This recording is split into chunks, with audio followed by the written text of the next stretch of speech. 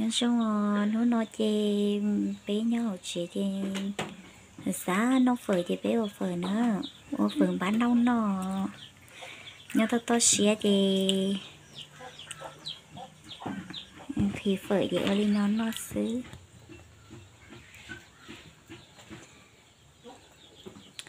nên thì nhớ sẽ cái tôn cho bé nó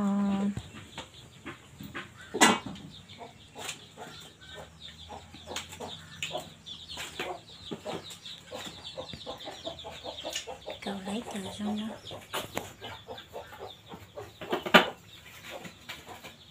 Sang à? Ừ. Con lấy cái nữa sao thêm đi lấy luôn cho. Chưa có được tận chữ nè. Cái gì chỉ cho con nó có qua nè. Này. đang cái là ta kịp ai tí cho con mà nó có cuốn nè. Kịp thì cho con bé nó có qua ấy. Hết chịu chị bài không? Nữa. Cái cứ kênh chị bài với bạn xe của chị chạy đan này. tôi nhớ sẽ cái tôn cho bé nó phở đó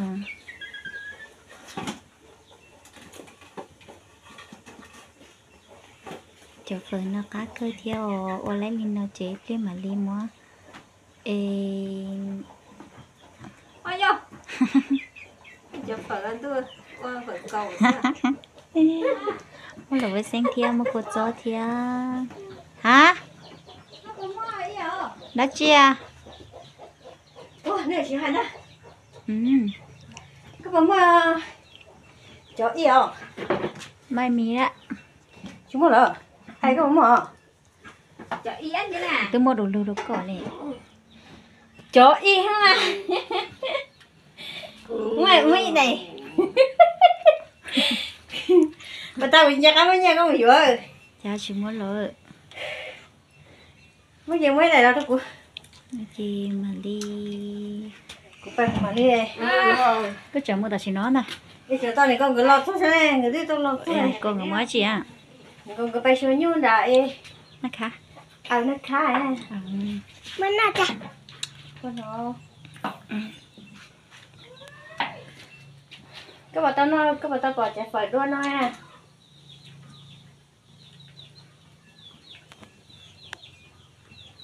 ở tao đi nó chế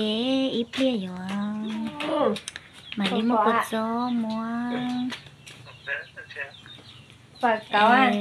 lâu quá sáng chế mới xí tổ chế ô tô chứ nó cá cơ liều ít chồng cũng dư các bạn nhắn à tuân cho bé nó nữa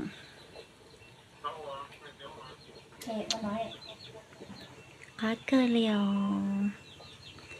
cho nó cá đi thế nào giờ lên tin nhắn nó tuân cho bé nó nhắn rồi chẳng hạn nhắn rồi đây ạ nó vô phải được phao nữa các bạn tao nói rồi phải được phao chuột cao phải được phao chuột cao về về nếu ua chỉ của trình thai gì của chị tao còn lấy của gió nè có một con gió à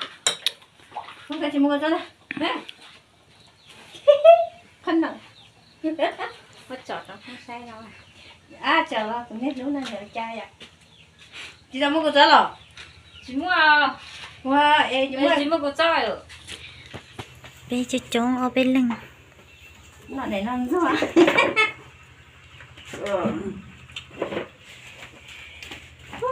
chị mua con gió vậy nó chả tao có con gió ở hôm qua các con hấp lên đây chưa nó là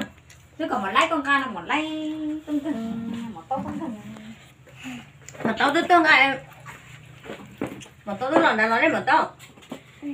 thế còn một tô bé tinh cho thần bé cho trống uốn đâu ủa tụi bạn tao ra chưa? sai nữa cô chỉ đòi cột gió chỉ đòi uống nó nói nè con một con em chung một tay đang ca nhà yêu chế tôi à của chị hàng chúng á nó tao tí chăm bán nó thầu nó là bánh nó ha tao không có à không có bán không ở mua chè hai chị lấy sông cao liều ăn thì một hai đứa chả đâu to to nhưng chú co à nhang chú mỗi câu chuối của chị bao uốn à của chị bao uốn của thế là uốn lấy đi luôn rồi có mỗi lần đấu chuối nếu mỗi lần đấu chuối về mỗi lúc có chuối tại vì mỗi câu đã mỗi đầu mỗi cả thịt chị còn nếu mà bà thì có nhiều lo rồi à chị nếu mà không có bà rồi chị có uốn kết đâu mà cái những có uốn mỗi lần đấu giờ luôn nha bé chị bao no xưa bé chị bao uốn no mà no lâu cơ chị bao uốn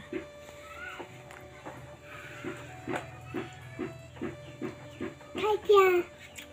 có cần hòa rồi thôi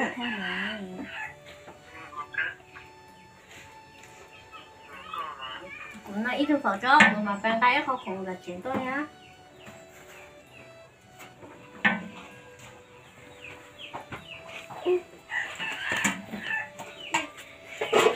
Là phải cứng nữa. Tưởng mà. nó nói Muốn lo lắng này. Hãy tôi ạ. ai tâu mà Đấy. ai tâu Mong mà. Hãy tôi. Mong hãy tôi. là hai tia có họ ai tâu hả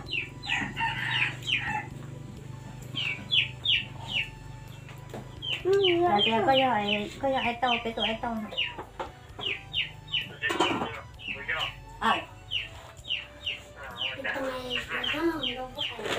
ngon đâu chị đã cho nó cầu đồ trâu chị mới chia cột xìa chị nó bé nhóm mà bán nó chị mình nhỏ giàu là chưa nó xưa kia nữa rồi mình nhỏ giàu nó mà chẳng hạn cha cho lầu theo hai nhớ cho ngờ ô nó hai thì tia đi nó tiêu một lô lô hai nhớ trong đó nó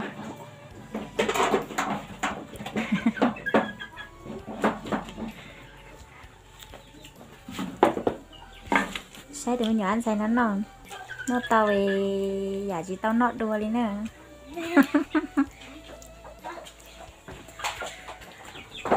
chưa thấy thay cho nó rồi nó mà nó tê mà lo lý lo sợ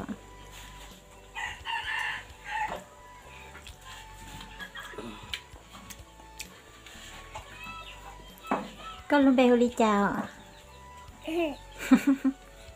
bên một tấu Trên một táo tung căng là sao nói chưa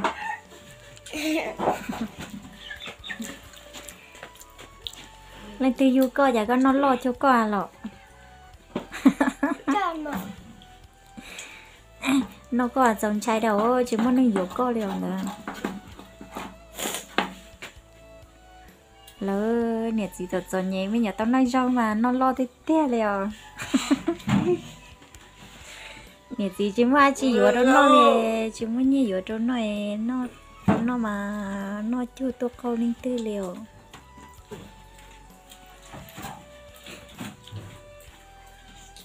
Bà đã học được câu nào? nó đi con hết rồi nó tội chữa nọ rồi chả rồi Cho khó khăn. trước cổ đầu lên tàu nè Bác ảo tính nói nhưng tôi chỉ tao nó là chị tôi phải nó trả lời nó cá hàng ta chỉ tao một cái gió chị giá chuyện ở trong mình nhỏ giàu nó chị thế chuyện của nó ít liang Mẹ. Mẹ. nó Mẹ. Cái này tất cả mọi người thấy nữa.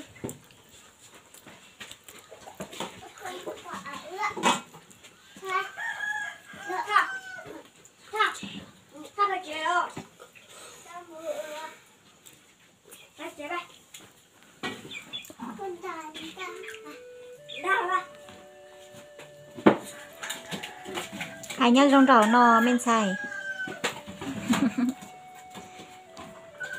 ai nhớ trong